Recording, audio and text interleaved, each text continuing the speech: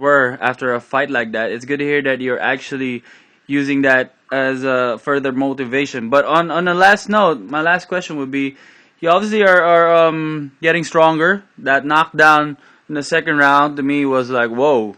I was like, whoa, I didn't expect that. But you're obviously getting stronger, and you're getting more comfortable at the 122. But are you planning to stay at 122, or do you think about maybe you should move up and keep adding to that strength and power? I mean, on a personal level, like all the names I just listed, I'm very excited about fighting against those people. I feel like there's a big following between those couple of ladies that I just mentioned. But if I end up having to fight at 126 and stuff like that, I don't see it being a problem. I mean, this is my job, this is my career. I mean, this is what I do for a living. I just wake up in the morning, train, work out. I have to figure out what I have to do to help my body function and the way I need it to function. You know what I mean? Mm-hmm. It's just I don't know. It's just a way of life for me. So whatever the goal is, I just gotta make sure that I set myself in a position to achieve that goal. I don't see it being an issue. You know what I mean? Yeah, especially with the technology that we have nowadays and the advancements of science and nutrition, et cetera. I think people can just about do anything. I mean, if you look at the NBA or the NFL, the baseball. I mean, you have these phenomenal athletes. It's just kind of freakish. And I feel like the weight issue doesn't matter as long as I have the opportunity in the right stage. I think. That's the biggest concern for me. And whatever it takes to get into there, I'll do as much as I can to prepare for it, Absolutely. And sorry, I forgot. I mean, that you mentioned the Nava fight. Is there any possibility that fight might be on an undercard of a Manny Pacquiao, Timothy Bradley? Is that too soon, or is that something you or your promotional team have been exploring? Because that'd be a good fight. I honestly, I have no idea.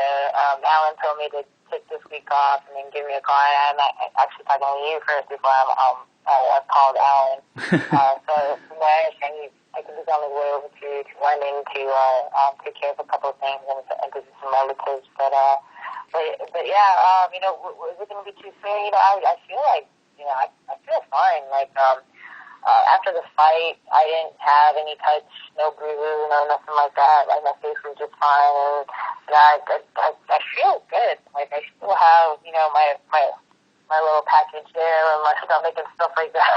Like, you know what? I feel fine. And it was just kind of nice to kind of enjoy everything over the past week and have some really good wine. We were given a few bottles of wine from Argentina, and it's fabulous.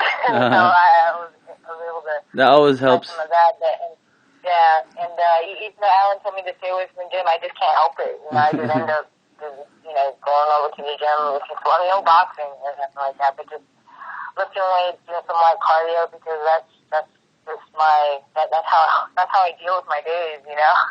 But would you want to be in a card like that, like in a Manny Pacquiao undercard? For me, I think that would be so awesome, just to be able to have that stage, have that exposure, and just to know that the fans that's going in there to even watch the fight, I'd love to see how they respond to a female fight, and I think they'll enjoy it, and I think it'll be, a great big talk, and, but to even be able to have the support of someone like Manny Pacquiao, for something like that, and for him to, just give out that extra hand, for this movement for women boxers. I think it would just so awesome.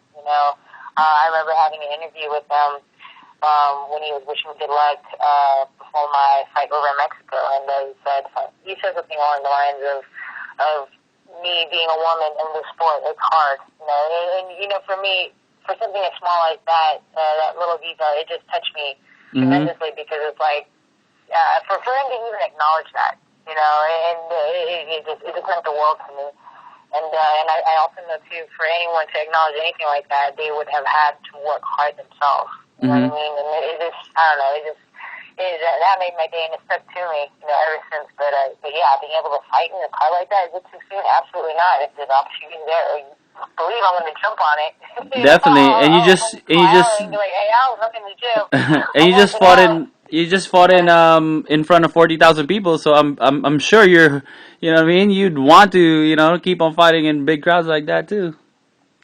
I think that would be so awesome. Like, man, but just to be able to fight on American soil and just to know that it has the opportunity to be broadcasted on an American media, big time network will be so huge. So like, believe me, I've been thinking about that for a long time. I gotta know what song come out to, what message I want to say, because I just want to be able to have this big middle finger to all those people who just didn't believe in it.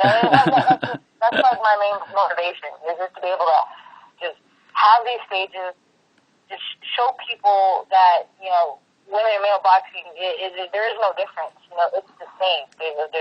The support on both ends, on the male and female gender side, the excitement is the same on both sides, and it all depends on the fighter. The quality of the fighter. Mm-hmm. Male or female, it doesn't matter. You know what I mean?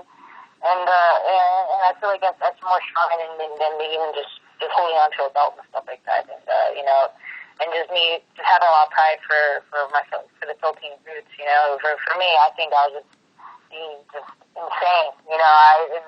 The first thing that comes into my mind is just being able to just look at all the little kids that I know that have met and will be able to meet in the near future, like your son, or like Angela's son, et cetera. All these little kids, just being able to know that as they grow up, they're going to have years and years and years and years of this confidence, within their own skin. And to know that they're Filipino American, Filipino Canadian, it doesn't matter, wherever they're at, they just know exactly who they are.